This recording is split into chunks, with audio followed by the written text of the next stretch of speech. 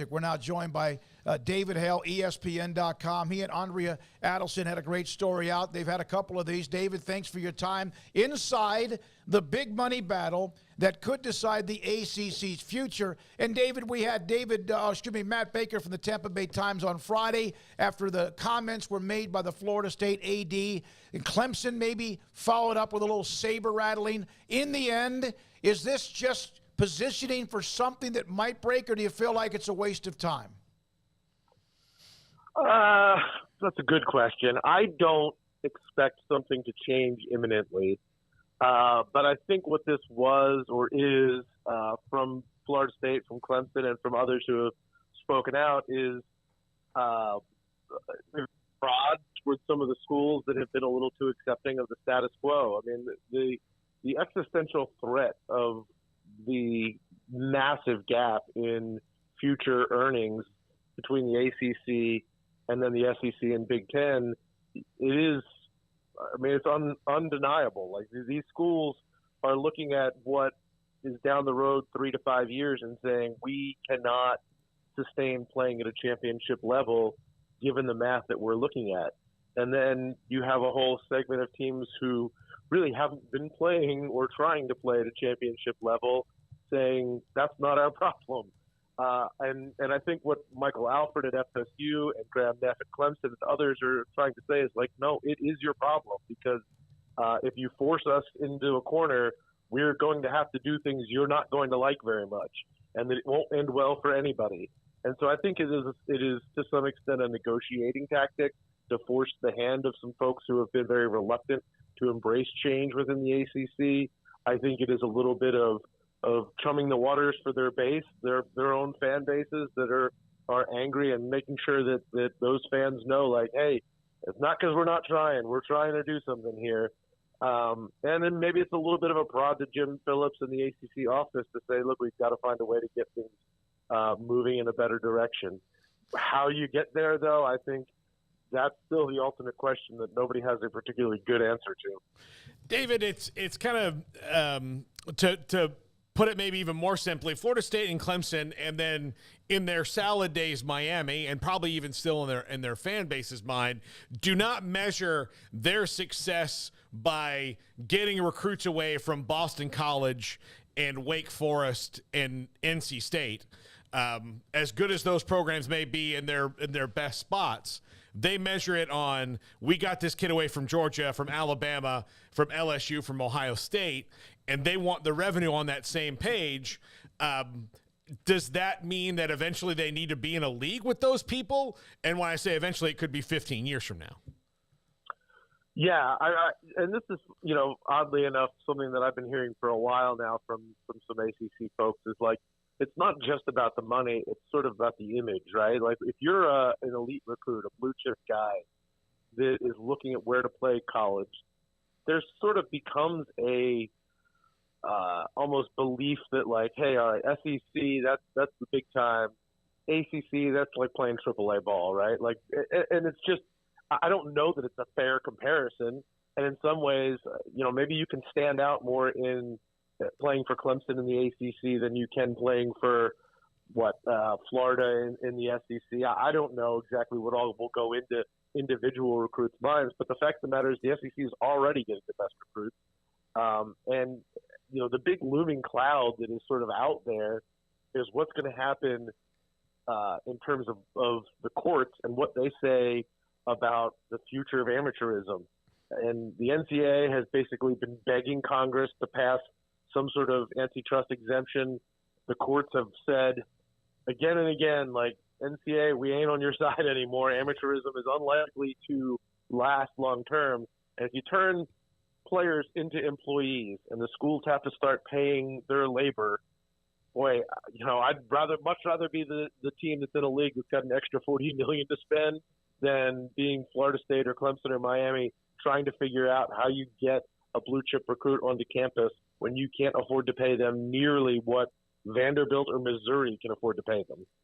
David, as you mentioned, this has been talked about behind the scenes and debated about a little, but just hasn't got to the level of where we'd heard ADs actually speaking it out loud. We talked to Baylor's Mac Rhodes the other day, and he kind of said similar. He's like, yeah, I mean, I know that conversation's been going on, but I'm surprised it became public the way that it did. From your standpoint, what's been sort of the reaction around the industry in terms of people commenting on the fact that there's two big programs like this rattling the cage a little bit all of a sudden? Again, to that point, I don't think anybody's shocked by it per se, because they've all been a part of these conversations. I mean, this is what Michael Alford largely did, was tell everyone, hey, that elephant in the room you've all been looking at, there's an elephant in the room. Like, this isn't news. Right. I think he's just addressing it more head on than most. And I think if you give Jim Phillips, the commissioner of the ACC, hooked him up to a lie detector, he'd say he's not thrilled that it was handled this way. But I think there's a little bit of like, if I don't go scorched earth, then I don't know that anything will change. And that's a little bit of, I think, where Michael Alford's mindset was on this. Like, let's just rip this Band-Aid off and start talking about how to heal and get better, rather than just keep pretending that the problem isn't as big as it absolutely is.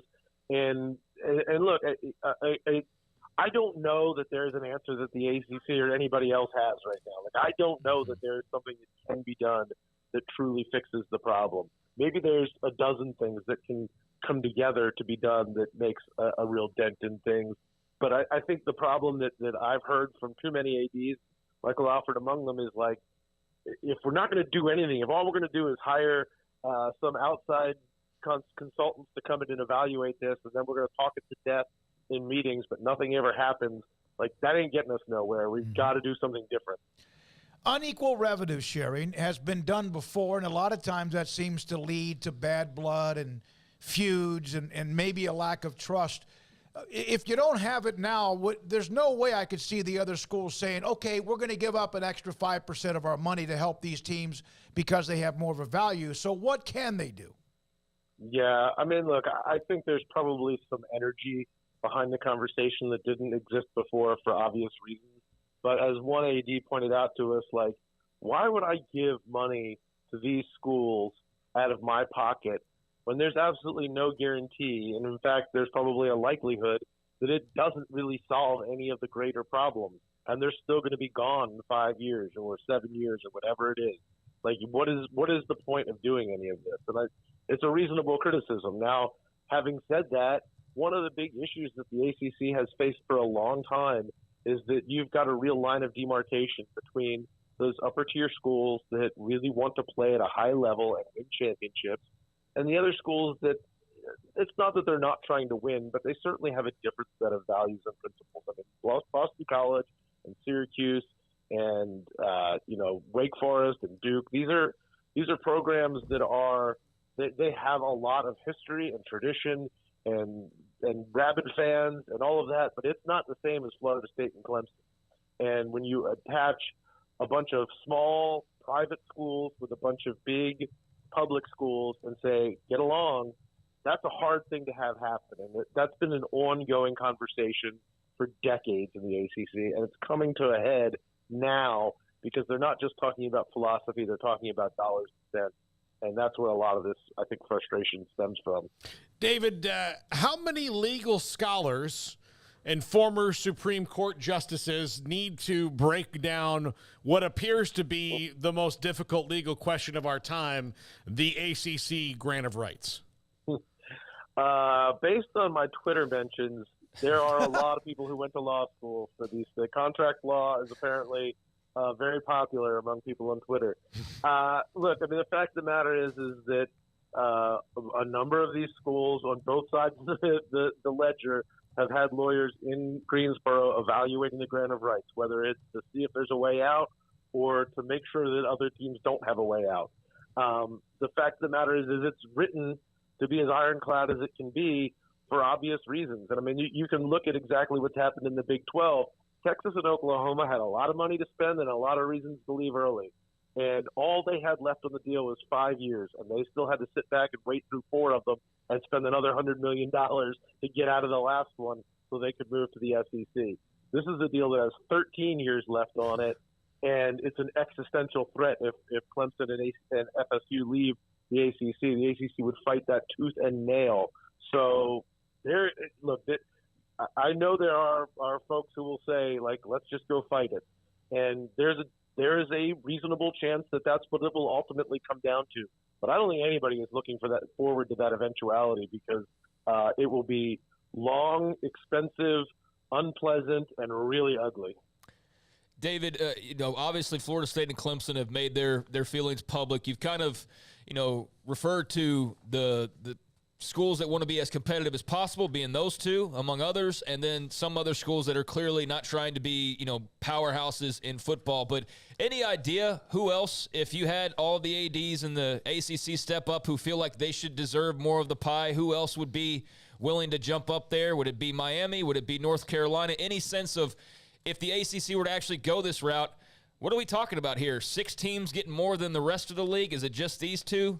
How do you see that?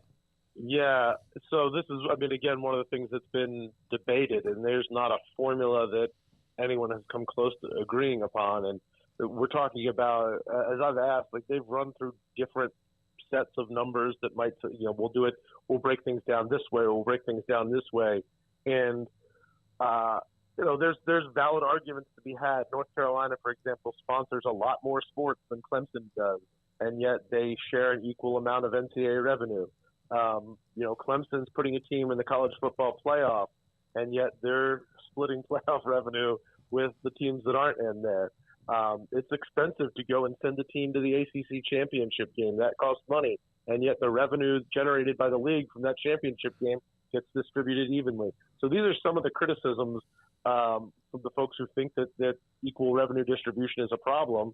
And it's not unrealistic to say, like, okay, maybe we can put together a formula that rewards total scholarships offered, that rewards success on the field, that rewards academic success, that rewards brand recognition. What are your ratings? How many people are watching games because of you? Like, all of those things can come into play.